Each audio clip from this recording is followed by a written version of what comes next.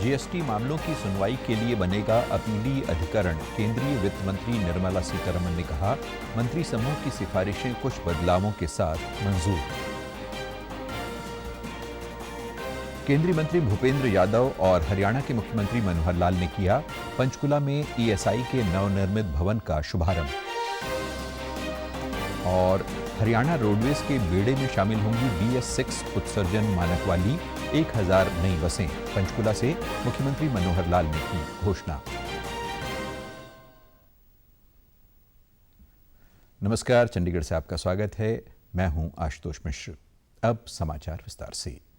GST परिषद की कल नई दिल्ली में हुई बैठक में फैसला लिया गया कि देश में वस्तु एवं सेवा कर से जुड़े मामलों की सुनवाई के लिए अपीलीय अधिकरण बनाया जाएगा। अधिकरण के गठन पर मंत्री समूह की रिपोर्ट को कुछ भाषाई सुधार के साथ स्वीकार कर लिया गया है। इसे आज राज्यों के साथ साझा किया जाएगा। संशोधनों का अंतिम मसौदा अगले 5-6 दिनों में राज्यों के वित्त मंत्रियों को टिप्पणी के लिए भेजा जाएगा। वित्त मंत्री निर्मला सीतारमण ने जीएसटी परिषद की 49वीं बैठक के बाद संवाददाताओं से कहा कि जून 2022 के लिए 16,982 करोड़ रुपए की लंबित जीएसटी राशि जारी कर दी जाएगी। काउंसिल ने पंजाब सरकार का 995 करोड़ रुपए, हरियाणा का 629 करोड़ रुपए जीएसटी का बकाया मुआवजा बहाल कर दिया है। GST compensation will be cleared as of today.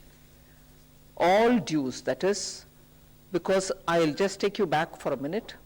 As of May 31st, we had cleared all the dues. There was something left in the name of dues for June. Even that is getting cleared. In other words, the entire pending balance of the GST compensation, which is to a total of 16,982 crores. वित्त मंत्री ने तरल गुड़ या राब पर GST 18% से घटाकर 0 करने की घोषणा की है। पैकेटबंद लेबल युक्त तरल गुड़ पर 5% जीएसटी देनी होगी। सीतारमण ने बताया कि पेंसिल शार्पनर की जीएसटी दर 18 से घटकर 12% रह जाएगी। ड्यूरेबल कंटेनर पर प्रयुक्त ट्रैकिंग उपकरण पर जीएसटी को शर्तों के साथ समाप्त कर दी गई है। सीतारमण ने कहा कि परिषद ने चालू वित्त वर्ष के लिए 20 करोड़ रुपए के वार्षिक कारोबार वाले करदाताओं से वार्षिक रिटर्न भरने में देरी होने पर लिए जाने वाले विलंब शुल्क को युक्तिसंगत बनाने का फैसला लिया है। जीएसटी अपीलीय ट्रिब्यूनल संबंधी मंत्री समूह का गठन पिछले वर्ष जुलाई में हुआ था। हरियाणा के उप मुख्यमंत्री दुष्यंत चौटाला इसके अध्यक्ष थे। पंचकुला में ईएसआई स्वास्थ्य संरक्षण विभाग के नवनिर्मित भवन ईएसआई डिस्पेंसरी राई और बरही का उद्घाटन केंद्रीय श्रम एवं रोजगार मंत्री भूपेंद्र यादव और हरियाणा के मुख्यमंत्री मनोहर लाल ने आज किया। इस अवसर पर केंद्रीय मंत्री भूपेंद्र यादव ने कहा कि पंचकुला में ईएसआई प्रशासनिक भवन का निर्माण 2 साल में पूरा किया गया है। सोनीपत में शुरू हुई डिस्पेंसरी से 2,80,000 आईपी के 10 लाख पारिवारिक सदस्यों को लाभ मिलेगा। इसी प्रकार बरही के 32,000 पंजीकृत लाभार्थियों को फायदा पहुंचेगा। उन्होंने कहा कि रोहतक, अंबाला, हिसार और सोनीपत में ईएसआई के अस्पताल जल्द ही बनकर तैयार हो जाएंगे। तो नई 3 हमारी डिस्पेंसरी शुरू हुई है। उस डिस्पेंसरी से जो सोनीपत क्षेत्र में हमारे 2,80,000 आईपीज हैं और उनके जो 10 लाख परिवार के उनके जो निर्भर लोग हैं, उन 2,80,000 आईपीज को सोनीपत में जो डिस्पेंसरी प्रारंभ हुई है उससे लाभ मिलने वाला है। उसके साथ ही साथ बड़ी में जो है उसमें 32,000 जो हमारे आईपीज वहाँ पे रजिस्टर्ड हैं उनको लाभ मिलने वाला है।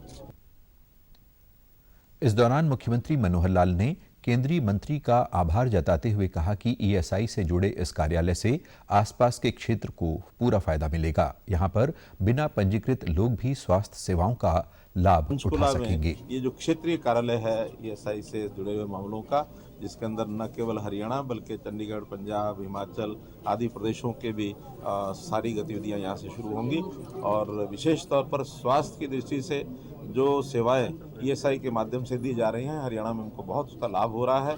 पहले तो ईएसआई का अलग से एक स्वास्थ्य विभाग का चलता था, हरियाणा सरकार का अलग चलता था।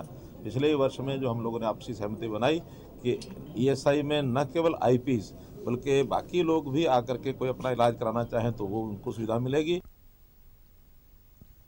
इस अवसर पर विधानसभा अध्यक्ष ज्ञानचंद गुप्ता, मेयर कुलभूषण गोयल व अन्य वरिष्ठ नेता मौजूद रहे। हरियाणा रोडवेज के बेड़े में BS6 उत्सर्जन मानक वाली 1000 नई बसें शामिल की जाएंगी। ये घोषणा हरियाणा के मुख्यमंत्री मनोहर लाल ने कल पंचकुला से BS6 उत्सर्जन वाली 70 नॉन AC बसों को हरी झंडी दिखाकर रवाना करते हुए की। मुख्यमंत्री ने कहा कि आज पहले चरण में कुछ बसों को रवाना किया गया है। 31 मार्च 2023 तक 400 बसें मिलने की संभावना है तथा शेष बसें भी 30 जून 2023 से पहले रोडवेज को प्राप्त हो जाएंगी। राज्य सरकार ने समय समय पर अपने परिवहन तंत्र को मजबूत करने के लिए बसों की संख्या में वृद्धि की है। मुख्यमंत्री ने कहा कि हरियाणा और आसपास के क्षेत्रों में किफायती, सुरक्षित और सुगम सार्वजनिक परिवहन सेवाएं प्रदान करना राज्य सरकार की सर्वोच्च प्राथमिकता है। राज्य सरकार की 550 इलेक्ट्रिक बसें खरीदने की भी योजना है। पहले फेज में 50 बसें गुरुग्राम और 50 फरीदाबाद में भेजी जाएंगी। की थी उसके पहले खेप 75 बसों की आज जो है उन्होंने शुरू कर दी है, चला दी है, जिसकी अभी हरी झंडी दे करके जिसको चलाया गया है और बहुत जल्दी ये बाकी बसें भी फेजेज में कंपनी द्वारा बात हुई है तो वो जल्दी से शुरू करेंगे। इस 31 मार्च तक ही 400 बसें इस 31 मार्च तक पूरी हो जाएंगी। उसके बाद फिर अगले 3 महीने में सारी 1000 बसें पूरी करके और को चला दिया जाएगा। 550 EV बसेस का भी ऑर्डर दे दिया है, वो भी बहुत जल्दी आने वाली हैं। उनको भी अलग अलग स्थानों पर अलग अलग डिपोज में बांट दिया जाएगा। पहली जो 100 बसें आएंगी उसमें 50 बसें गुरुग्राम में, 50 फरीदाबाद में, 100 बसें वहाँ जाएंगी। इसके अलावा बाकी जो 450 बसें हैं वो भी अलग अलग रूट्स के ऊपर अलग अलग डिपो में बांट दी। प्रधानमंत्री नरेंद्र मोदी ने छत्रपति शिवाजी महाराज की जयंती पर श्रद्धांजलि दी है। एक ट्वीट में उन्होंने कहा कि मैं छत्रपति शिवाजी महाराज की जयंती पर उन्हें शत शत नमन करता हूं। उनका साहस और सुशासन पर जोर हमें प्रेरित करता है। इस मौके पर प्रधानमंत्री ने एक वीडियो भी साझा किया।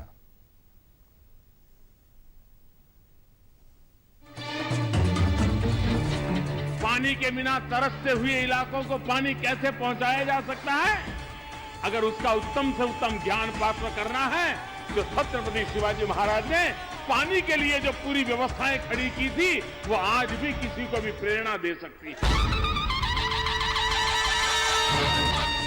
छत्रपति शिवाजी महाराज यानी घोड़ा, तलवार, युद्ध, लड़ाई, विजय यहां तक सीमित नहीं है। वे पराक्रमी थे, वीर थे, पुरुषार्थी थे, हम सबकी प्रेरणा है। वहीं गृह मंत्री अमित शाह ने भी शिवाजी को कुशल प्रशासक बताते हुए कहा कि हिंदवी स्वराज्य की उनकी संकल्पना लोक कल्याण, सुरक्षा और आधुनिकता पर आधारित थी।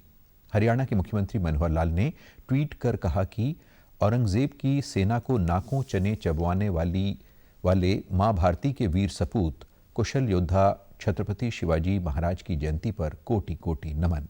राष्ट्र निर्माण में उनका अतुलनीय योगदान हमें आजीवन मातृभूमि की सेवा करने के लिए प्रेरित करता रहेगा। हरियाणा के कृषि मंत्री जेपी दलाल ने कल हिसार के उत्तरी क्षेत्र कृषि मशीनरी प्रशिक्षण एवं परीक्षण संस्थान के 3 दिवसीय मेले का शुभारंभ किया। मेले में किसानों को मिट्टी की गुणवत्ता बढ़ाने, कृषि के लिए कर्ज लेने, उन्नत बीज, कीटनाशक एवं उर्वरक का प्रयोग करने और आधुनिक तकनीक वाले कृषि यंत्रों की जानकारी दी जा रही है। साथ ही किसानों को कम लागत में अधिक पैदावार लेने के बारे में जागरूक किया जा रहा है। इस दौरान कृषि मंत्री ने कहा कि देश की सबसे बड़ी सब्जी मंडी हरियाणा के गन्नौर में बनने जा रही है। इससे हरियाणा के साथ साथ पड़ोसी राज्यों की फल, सब्जियां और मोटे अनाज की पैकिंग विदेशों में भेजी जाएगी। कृषि मंत्री ने किसानों से स्वदेशी खाद्य नैनो यूरिया को अपनाने का भी आग्रह किया। को भी अनाज देने में सक्षम है और मैं किसानों को नमन करता हूं जो भी उन्होंने पसीना बहा करके हमारे खाद्यान्न भंडार भरे हैं, वे बधाई के पात्र हैं और भारत को सक्षम बनाने में, भारत को समर्थ बनाने में सबसे बड़ा योगदान किसानों का है। साल जो अंतर्राष्ट्रीय मिलेट ईयर के तौर पर मनाया जा रहा है, दक्षिण हरियाणा के जो बाजरा उत्पादक किसान हैं, राजस्थान के किसान हैं, मैं समझता हूं उनके लिए इससे शुभ समय हो नहीं सकता। डीटीसी के निदेशक डॉक्टर मुकेश जैन ने बताया कि इस केंद्र में किसानों को ड्रोन चलाने का प्रशिक्षण दिया जाएगा। साथ ही उन्होंने बताया कि कृषि मेले में एससी वर्ग के 50 से अधिक किसानों को ट्रैक्टर का ड्रॉ निकाला गया है, जिसमें 3 लाख रुपए की सब्सिडी दी जाएगी। बहुत जल्दी ड्रोन पायलट ट्रेनिंग का काम शुरू करने जा रहे हैं। किसान भाइयों से, बेरोजगार युवक से यही मेरी अपील है कि वो जरूर आएं और ड्रोन उड़ाने का जो है प्रशिक्षण लें। बहुत जल्दी आम जो किसान है ड्रोन के द्वारा अपना अपने छिड़काव का काम करेगा। केंद्रीय सूचना एवं प्रसारण मंत्री अनुराग सिंह ठाकुर कुरुक्षेत्र के शाहबाद में हो रहे लक्ष्य चंडी महायज्ञ में शामिल हुए। मार्कंडेश्वर गुमटी माता मंदिर की संचालिका साध्वी देवा की ओर से लक्ष्य चंडी महायज्ञ का आयोजन किया जा रहा है। 26 फरवरी तक चलने वाले इस महायज्ञ के लिए 110 हवन कुंड बनाए गए हैं। इसमें विभिन्न राज्यों से 2100 ब्राह्मण शामिल हुए हैं। केंद्रीय मंत्री अनुराग ठाकुर ने अपने परिवार के साथ महायज्ञ में शामिल होकर आहुतियां दी। इस दौरान शारदा पीठ के स्वामी स्वात्वानंद सरस्वती ने बताया कि शंकराचार्य स्वामी स्वरूपानंद की प्रेरणा से लक्ष्य चंडी महायज्ञ हो रहा है। इसमें ब्राह्मणों द्वारा 73 लाख मंत्रों की आहुतियां प्रतिदिन दी जा रही हैं। भव्य का यज्ञ इधर शाहबाद में गुमती आश्रम में चल रहा है। माता गुमती का संकल्प लिया, उनके अनुसार जगतगुरु शंकराचार्य जी श्री श्री श्री स्वरूपानंद सरस्वती महास्वामी जी के चरणों से इधर इतना दिव्य भव्य कार्यक्रम चल रहा है। अभिषेक हवन भी चल रहा है। पंजाब में बंजर भूमि में झींगा पालन कार्यक्रम के अंतर्गत 5000 एकड़ रकबा करने का लक्ष्य निर्धारित किया गया है। मुक्तसर जिले के गांव ईनाखेड़ा स्थित प्रदर्शनी फार्म कम ट्रेनिंग सेंटर में राज्य स्तरीय झींगा पालन सेमिनार के दौरान कैबिनेट मंत्री लालजीत सिंह भुल्लर ने कहा कि इससे किसानों की आमदनी में बढ़ावा होगा। मछली पालन विभाग के डायरेक्टर जसवीर सिंह ने बताया कि राज्य में 1212 एकड़ क्षेत्रफल में झींगा पालन किया जा रहा है और इस रकबे को बढ़ाकर 5000 एकड़ किए जाने की योजना है। सेमिनार में करीब 350 झींगा पालकों और व्यापारियों ने हिस्सा लिया। इस दौरान पशुपालन, मछली पालन, डेयरी विभाग, सोलर पावर प्लांट और झींगा पालन से संबंधित उत्पादों जैसे फीड, खादें, वैल्यू एडेड प्रोडक्ट्स, झींगे का अचार संबंधी 17 प्रदर्शनियां किसानों की जानकारी में वृद्धि के लिए लगाई गई। और आप हमारे समाचार YouTube channel DD News Chandigarh, Facebook DD News Chandigarh और Twitter handle DD News CHD पर भी देख सकते हैं। इसी के साथ चंडीगढ़ से समाचारों का सिलसिला समाप्त होता है। नमस्कार।